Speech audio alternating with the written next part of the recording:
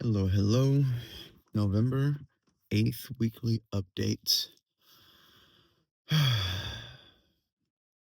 This is a great week, honestly. Just a great week of work and getting better, you know. I worked with my actual job, my job. Um I worked 6 days in a row, which was the first time I'd done that in a bit, maybe ever. I feel like I did it one other time. Most of the time I work, you know, 3, 4 days in a row, not 6. Usually I'll have like an off day in between those stretches of time. Um, but not this time. I worked from Thursday of last week all the way to Tuesday of this week. Um, and the work itself wasn't too big a deal. It was when I was having to stay up late to do open mics, then go to sleep, and then go into work the next day with like 5, 6 hours of sleep. Like that's what was difficult, honestly, about that stretch of time because it overlapped into the time of when I would do open mics, right? Which is Sunday through Thursday, generally speaking. Um, but the flip side of that is my paycheck was bigger, which was nice. But also I did mics Sunday, Monday, Tuesday, Wednesday, and Thursday. And not Thursday. Uh but Wednesday when I was off when I normally work, I actually got to do 3 open mics that day, which was really nice. So, with all the other mics that I did that week, I went to 2 on Sunday, 1 on Monday, 1 on Tuesday, and then 3 on Wednesday. So in total, I went to 7 mics. But I only got on stage 6 times because that second mic on Sunday, um, the list was just it was filled, and there wasn't gonna be time for me to fit in at the end, so, oh well. But I got to be there. I got to hang out a little bit. One of the comedians, his name is Will. He actually did like an impromptu roast of himself, and so like when he got on stage, he just started handing out the mic to other people to roast him, and so I threw a joke in there, But other than that, I didn't actually get on stage and do my own set. Um, but No, doing 6 mics, dude, 6 mics. 6 mics is a lot for me. I don't know what is a lot of mics, but 6 was a lot for me.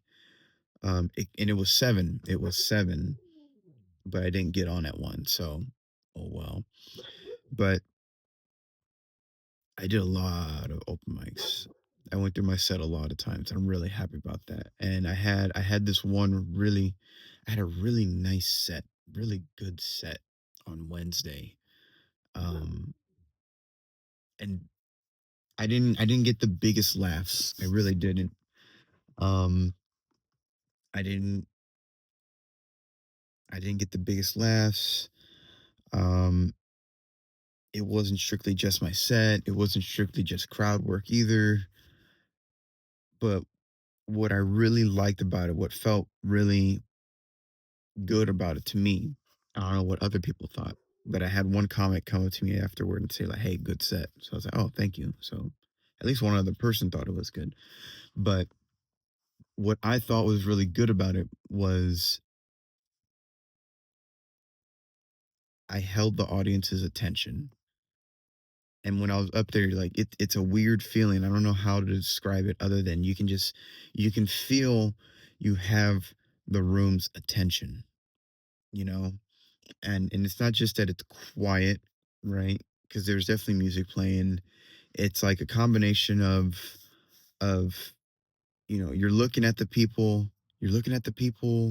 they're not looking at their phones, they're looking at you. Um no one's really talking. If someone does talk, you hear them very clearly. Like if someone coughs or something, you're oh, you just look over, but they just coughed. It it felt really good, and my timing with my material is what I've been noticing has been getting a lot better as of late, of just before when I would do my set, it would be very dry, right? And I've mentioned this in another update before, but I'm getting much more comfortable at just kind of going up and talking with a rhythm and talking with a flow, and whatever it is about that, it's so handy because you can tell the audience that a punchline is coming without telling them that the punchline is coming, but they know it. And it's in the timing of like how you're talking and what it is that you're saying and what it is that you're emphasizing within the joke. So, like with the setup, you're emphasizing like a certain point up to like I would say maybe like a moment or two before the end of the setup, like the last few words that you would say in the setup. And after that, you kind of drop off, silence, let it hang for a moment, then you say the punchline, right? Like that, just that. It's weird how that little thing, that little change keeps the audience listening to you. Cuz that's the thing is that sometimes the punchlines wouldn't land. They wouldn't land. Like they would and I'd get a chuckle, but they're chuckling at the timing of the joke and not so much the writing of the joke. A few of my jokes work because of the writing, and it's interesting because those always work. Um, if delivered with good timing, if delivered with good timing. But like if you do a joke that just has good timing, it'll get a laugh for the sake of the timing alone, but it won't be as strong as if you had the timing and the material as well. So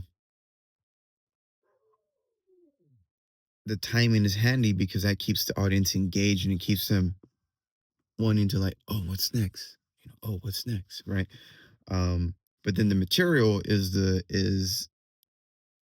sauce in the dish, right? It's like it adds it adds body to it. It's what people are coming for, right?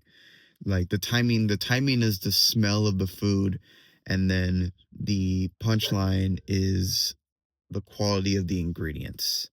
If that makes any sense. And then the whole thing is like the meal. I don't know. I'm getting caught up in a metaphor, so to speak. But point is the timing. My timing on that set was really nice. I felt it as well. And I had a really good set. I like that set. Even though I didn't get the biggest laughs, I personally felt good about that set. Um, and then I did two more sets that night. The other two sets didn't go as well. Mainly because the second set was just for a bunch of comics. Um, so and I talked about some other material that I wrote. It's just like super raw. It's just like random thoughts that I wrote down. I was like, let me see if there's anything here. And I actually got a laugh with one thing I said. I was like, okay, there's something in that. There's something at that point. Um, and then the third set was what was that third set? Wednesday night. Yeah, that's it. It was a set. Uh, the host she has like a little jar that has like sheets of paper on the inside, and you can pick one out, read it, and then riff off of that.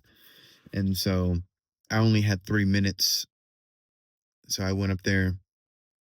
At least I think I had 3 minutes. It may have been five, but it felt like three. It went by pretty quick, but I grabbed a sheet, read it, riffed off of that, grabbed the second, read it, riffed off of that. And my plan was like, all right, after this one, I'm going to go into my set. But then by the time I finished that one, I got the light. And so I was like, oh, I only got a minute left. So no point in really going into my material. So I grabbed one more. Um, and then I riffed off of that one. I did go down a pretty interesting chain of thought though with that second sheet of paper.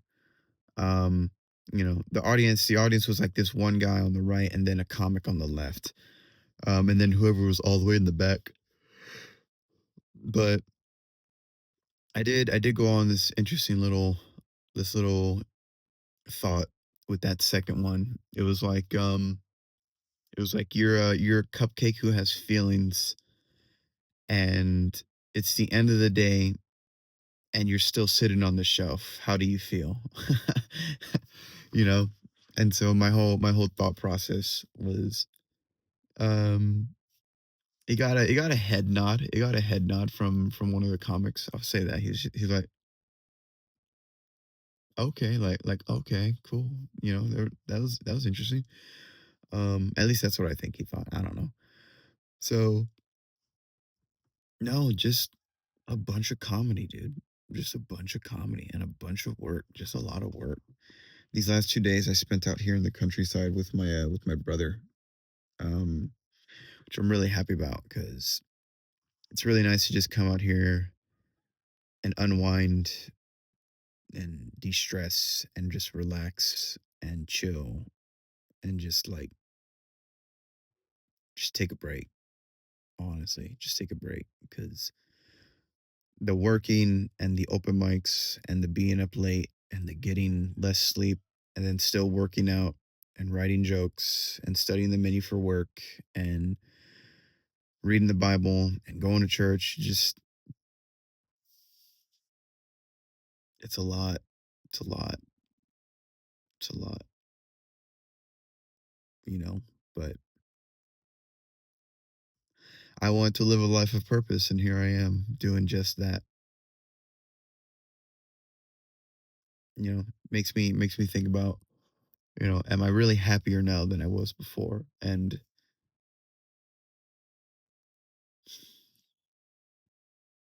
I'd be lying if I said I wasn't. You know, I am. I am happy. I am happy doing all this. It's hard for sure, and I know I can't do it forever, but I like it. Every day is a challenge. Every day there's something else I need to do. Every day. So I like to think, am I going to get tired of the challenges? Am I ever going to feel like, oh, I'm done finding out who I am? I don't know. Time will tell. Thank you very much for watching. Have a good day. God bless. Like and subscribe if you are inclined to do so. Yeah.